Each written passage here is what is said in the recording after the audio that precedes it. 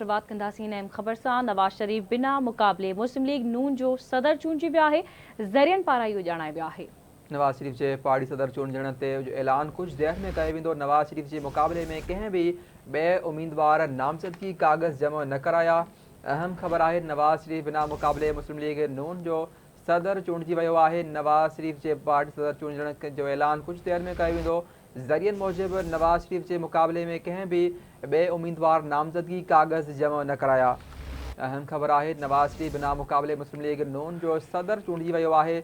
नवाज़ शरीफ जे party सदर चूंडण जो ऐलान कुछ देर में कयो। ज़रियनि मूजिबि नवाज़ शरीफ जे मुक़ाबले में कंहिं बि ॿिए उम्मीदवार नामज़दगी कागज़ जमा न कराया आहिनि। नवाज़ शरीफ बिना मुक़ाबले मुस्लिम लीग नून जो सदर चूंडिजी वियो आहे। नवाज़ शरीफ पार्टी सदर चूंडण जो ऐलान कुछ देर में कयो वेंदो। नवाज़ शरीफ जे मुक़ाबले में कंहिं ॿिए उम्मीदवार नामज़दगी कागज़ जमा न कराया। इन ही हवाले सां तफ़सील मालूम कंदासीं इस्लामाबाद में आवाज़ न्यूज़ के ब्यूरो चीफ कुर्बान बलोच खां। जी कुर्बान, वधीक छा तफ़सील आहिनि, आगाह कजो। जी अॻूणो वज़ीर आज़म या नवाज़ शरीफ 6 सालनि जे अरसे खां पोइ हिकु दफ़ो ॿीहर मुस्लिम लीग नून जो सदर चूंडिजी वियो आहे।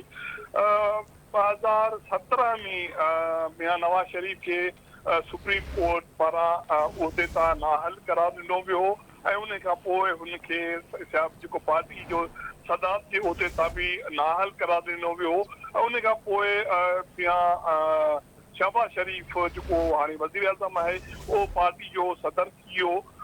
उन हाणे ताज़ो जेके चूंडूं थियूं उन खां पोइ मियां शहबाज शरीफ पाकिस्तान जो वज़ीर आज़म थी वियो ऐं उन खां पोइ इहो तय कयो वियो त पार्टी ऐं हुकूमती उहिदे खे अलॻि कयो वञे, जंहिंजे रोशनी में कुझु ॾींहं अॻु में वज़ीर आज़म शहबाज शरीफ मुस्लिम लीग नून जी सदारत तां इस्तीफ़ा ॾेई छॾी हुई ऐं उन खां पोइ फ़ैसिलो कयो वियो हो त 28 मई ते अॼोकी ॾींहं ते पार्टी जी सी इजलास में नई सदर जी चूंड कई वेंदी।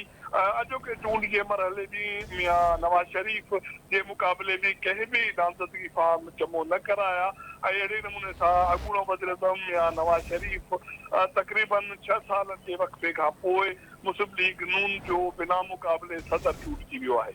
जी वॾी महिरबानी कुर्बान बलोच अपडेट करण लाइ।